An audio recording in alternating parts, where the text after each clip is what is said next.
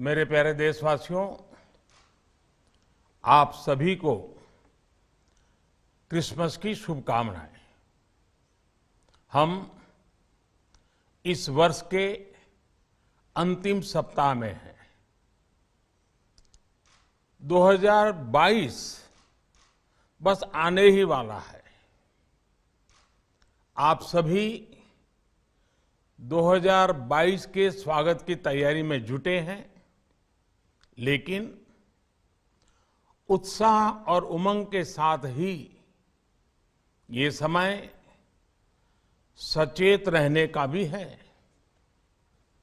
आज दुनिया के कई देशों में कोरोना के नए वेरिएंट ओमिक्रॉन की वजह से संक्रमण बढ़ रहा है। भारत में भी कई लोगों के ओमिक्रॉन से संक्रमित होने का पता चला है। मैं आप सभी से आग्रह करूंगा कि पैनिक न करें। हां, सावधान रहें, सतर्क रहें, मास्क उसका भरपूर उपयोग करें और हाथों को थोड़ी थोड़ी देर पर धुलना, इन बातों को हमें भूलना नहीं है। आज जब वायरस म्यूटेट हो रहा है तो हमारी चुनौतियों का सामना करने की ताकत और आत्मविश्वास भी मल्टीप्लाई हो रहा है। हमारी इनोवेटिव स्पिरिट भी बढ़ रही है। आज देश के पास 18 लाख आइसोलेशन बेड्स हैं,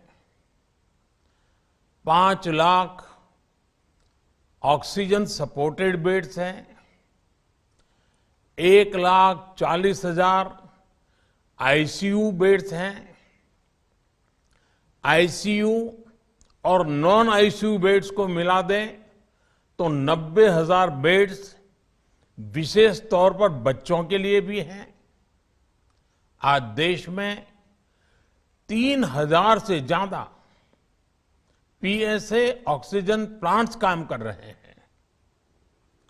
4 लाख ऑक्सीजन सिलेंडर्स देश भर में दिए गए हैं। राज्यों को जरूरी दवाओं की बफर डोज तैयार करने में सहायता की जा रही है। उन्हें पर्याप्त टेस्टिंग किट्स भी मुहैया कराई जा रही है। साथियों, कोरोना वैश्विक महामारी से लड़ाई का अब तक का अनुभव यही बताता है कि व्यक्तिगत स्तर पर सभी दिशा निर्देशों का पालन कोरोना से मुकाबले का बहुत बड़ा हथियार है। और दूसरा हथियार है वैक्सीनेशन। हमारे देश ने भी इस बीमारी की गंभीरता को समझते हुए बहुत पहले वैक्सीन निर्माण पर मिशन मोड में काम करना शुरू कर दिया था। वैक्सीन पर रिसर्च के साथ साथ ही approval processes, supply chain, distribution, training, IT support system, certification पर भी हमने निरंतर काम किया। इन तैयारियों का ही नतीजा था कि भारत ने इस साल 16 जनवरी से अपने नागरिकों को वैक्सीन देना शुरू कर दिया था। ये देश के सभी नागरिकों का सामूहिक प्रयास और सामूहिक इच्छा शक्ति है कि आज भारत 141 करोड़ वैक्सीन डोज के अभूतपूर्व और बहुत मुश्किल लक्ष्य को पार कर चुका है। आज भारत की वयस्क जनसंख्या में से 61% से ज्यादा जनसंख्या को वैक्सीन की दोनों डोज लग चुकी हैं।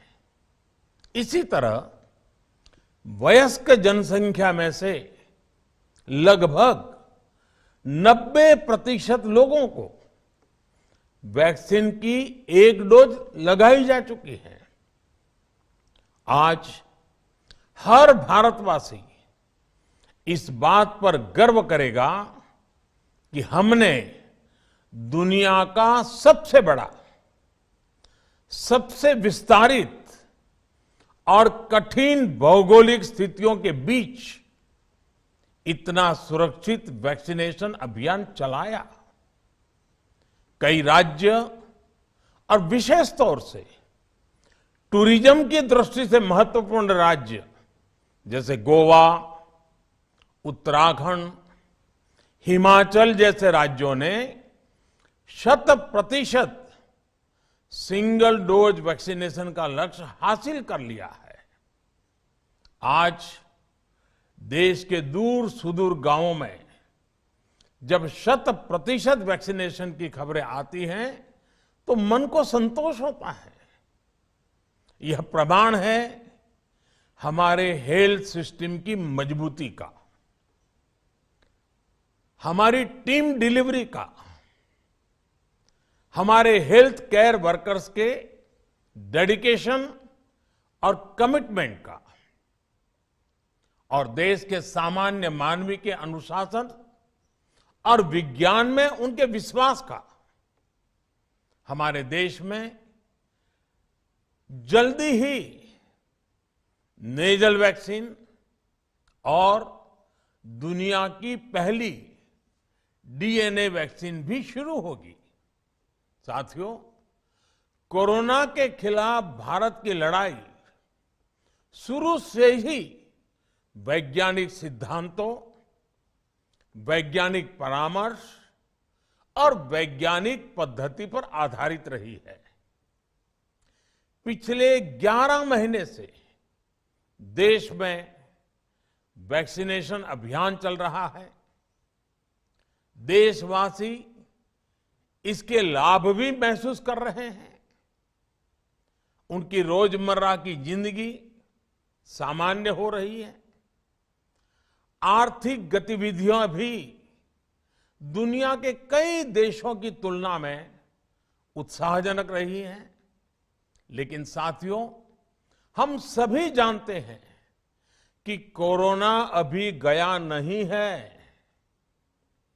ऐसे में सतर्कता बहुत जरूरी है। देश को सुरक्षित रखने के लिए, देशवासियों को सुरक्षित रखने के लिए हमने निरंतर काम किया है। जब वैक्सीनेशन शुरू हुआ तो उसमें भी वैज्ञानिक सुझावों के आधार पर ही ये तय किया गया कि पहली डोज किसे देना शुरू किया जाए, पहली और दूसरी डोज में कितना अंतराल हो, स्वस्थ लोगों को कब वैक्सीन लगे, जिन्हें कोरोना हो चुका है उन्हें कब वैक्सीन लगे, और जो कोमॉर्बिडिटी से ग्रस्त हैं उन्हें कब वैक्सीन लगे। ऐसे निर्णय लगातार किए गए और ये परिस्थितियों को संभालने में काफी मददगार भी साबित हुए हैं। भारत ने अपनी स्थिति परिस्थिति के अनुसार भारत के वैज्ञानिकों के सुझाव पर ही अपने निर्णय लिए हैं। वर्तमान में ओमिक्रॉन की चर्चा जोरों पर चल रही है।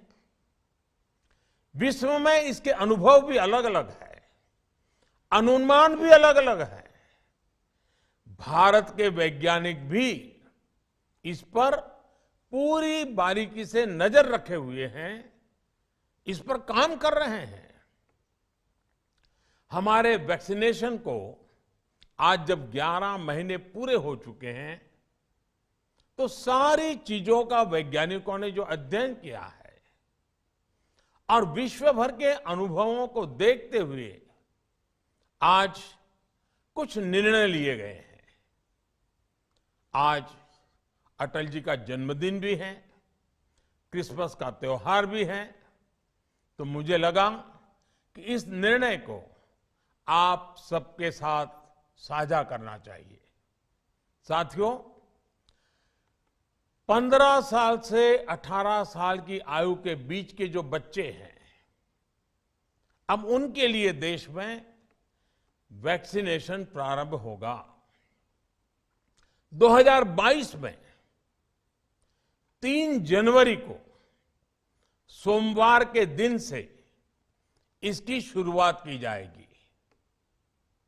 ये फैसला कोरोना के खिलाफ देश की लड़ाई को तो मजबूत करेगा ही, स्कूल कॉलेजों में जा रहे हमारे बच्चों की और उनके माता पिता की चिंता भी कम करेगा।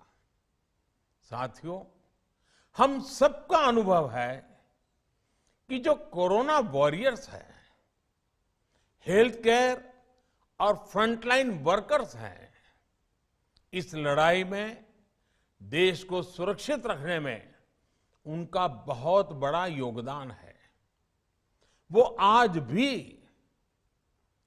कोरोना के मरीजों की सेवा में अपना बहुत समय बिताते हैं।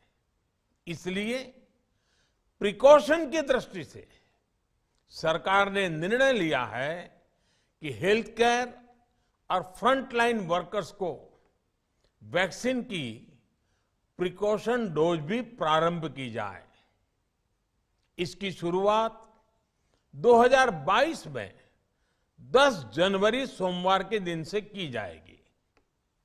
साथियों, कोरोना वैक्सीन का अब तक का ये भी अनुभव है कि जो अधिक आयु वाले हैं और पहले से ही किसी न किसी गंभीर बीमारी से पीड़ित है, उन्हें प्रिकॉशन लेना सलाह योग्य है। इसको ध्यान में रखते हुए 60 वर्ष से ऊपर की आयु के कोमॉर्बिडिटी वाले नागरिकों को उनके डॉक्टर की सलाह पर वैक्सीन की प्रिकॉशन डोज का विकल्प उनके लिए उपलब्ध होगा। ये भी 10 जनवरी से प्रारंभ होगा। साथियों, मेरा एक आग्रह है कि अफवाह, भ्रम और डर पैदा करने के जो प्रयास चल रहे हैं, उनसे बचना चाहिए। हम सभी देशवासियों ने मिलकर अब तक दुनिया का सबसे बड़ा वैक्सीनेशन अभियान चलाया है। आने वाले समय में हमें इसको और गति देनी है और विस्तार देना है। हम सभी के प्रयास ही कोरोना के खिलाफ इस लड़ाई में देश को मजबूत करेंगे। आप सबका बहुत बहुत धन्यवाद।